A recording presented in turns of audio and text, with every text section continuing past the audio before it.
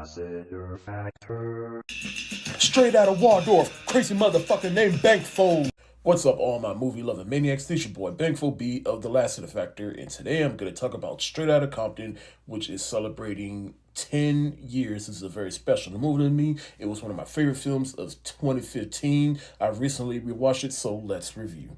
In case you've been living under a rock, Straight Outta Compton is about NWA, which is a rap group, an acronym for niggas with attitude.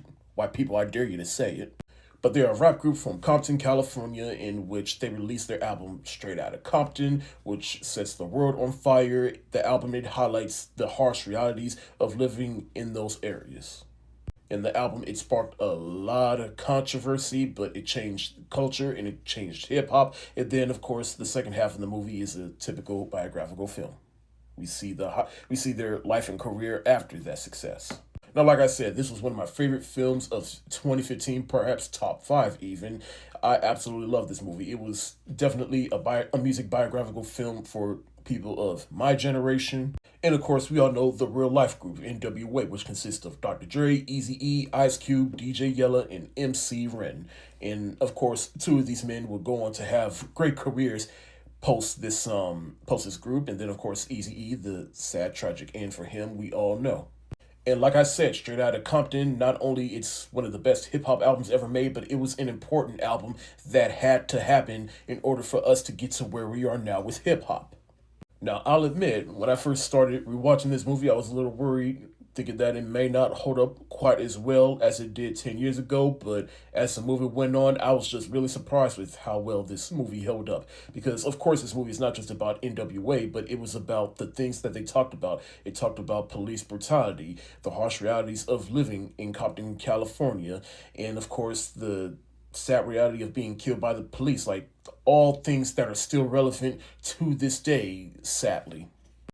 And the movie even got me riled up, especially during the bit where doing the creation of the song "Fuck the Police," and that scene alone. I forgot about how tense that scene is, and that by the time they come up with this song, I was right with them, like, yeah, fuck the police.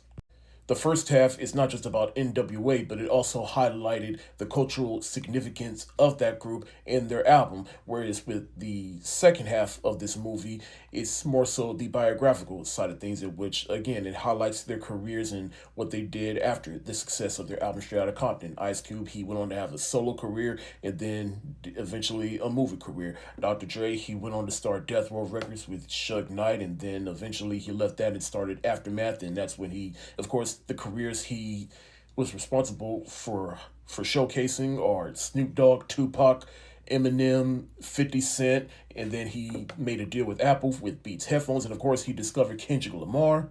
And then Eazy-E, he had a couple of successes here and there, but then we all know the tragic end in which he died from AIDS.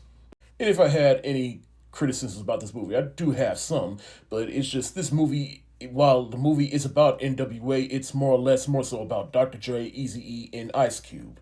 Whereas DJ Yella and MC Ren, while they are important to the group, but they do kind of get sidelined, mostly during the movie. Granted, they don't have as big a success as the other 3 members in the group, but hey, that's the reality we're living in.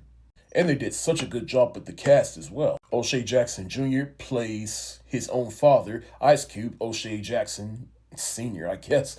But anyways, I remember a lot of people at the time were a little worried that this was just an act of nepotism. You get your own son to play you in a movie, but surprise, surprise, he was still good. And it was also a surprise why he went on to still have a good career after this.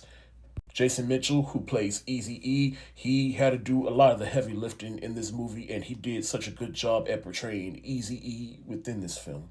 Corey Hawkins, who is a Juilliard alumni, he did such a good job of playing Dr. Dre in this movie. This movie in general just did such a good job of portraying the good side of Dr. Dre, though there are aspects of Dr. Dre's life and even Ice Cube that the movie they hardly scratched their surface on. But hey, that's what happens when this movie is produced by Dr. Dre and Ice Cube, and they have to say to, like, look, I know there are things in our past that we're not particularly proud of, but can we just not highlight in this movie? We're not saying we didn't do it.